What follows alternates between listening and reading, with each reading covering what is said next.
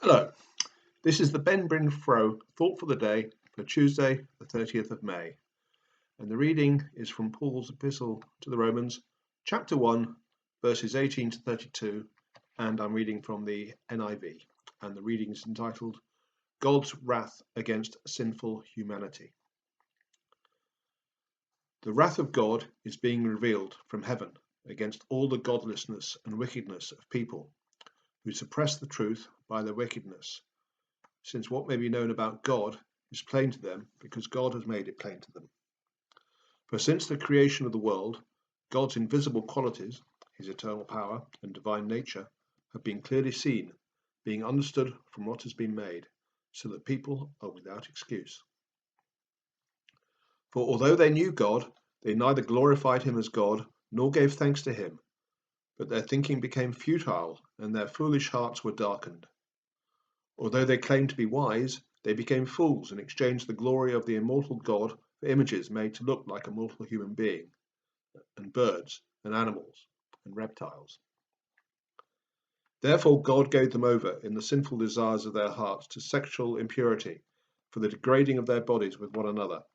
They exchanged the truth about God for a lie, and worshipped and served created things rather than the Creator, who is forever praised. Amen. Because of this, God gave them over to shameful lusts. Even their women exchanged natural sexual relations for unnatural ones. In the same way, the men also abandoned natural relations with women and were inflamed with lust for one another.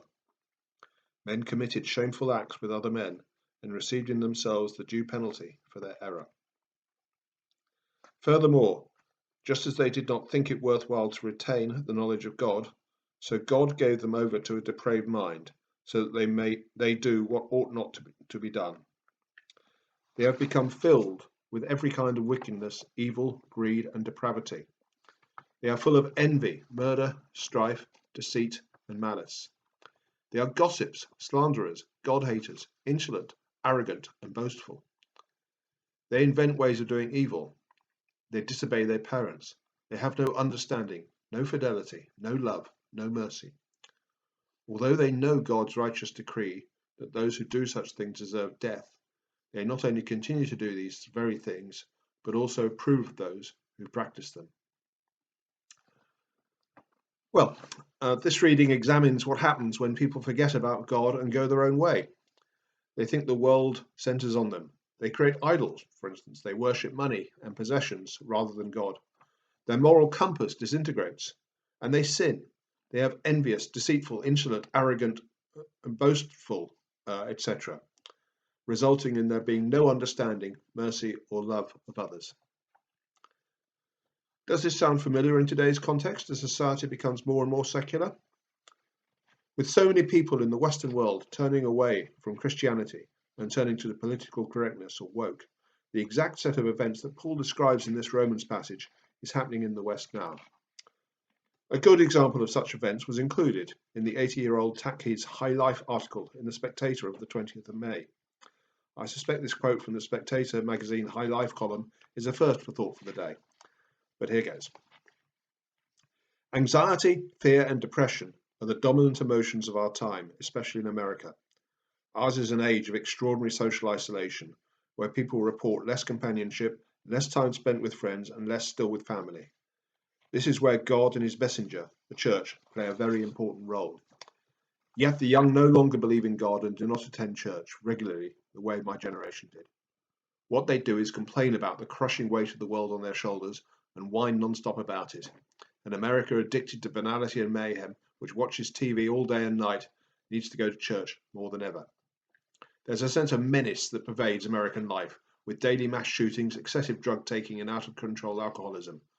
I've never seen US society so divided, with many of its citizens, born on the left and on the right, feeling like extraterrestrials.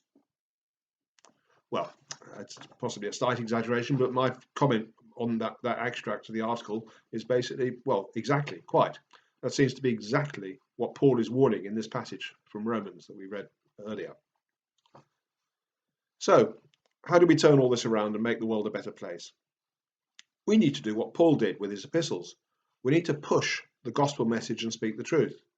We should have no time for non-Christian views, and we as Christians should not try to understand or to meet halfway those with woke views. We must unambiguously state such views have no place in Christianity and hold on to that statement. Only then will those looking for the truth see a viable alternative. Otherwise, everyone will drift away as Christianity will appear to have nothing different to offer. Well, okay, that was quite political, with views not necessarily considered acceptable in certain quarters, I guess. But I do feel that it is important as Christians that we unashamedly follow the gospel message, just as Paul did. Well, that concludes my thought for the day. Thank you for listening and have a good day.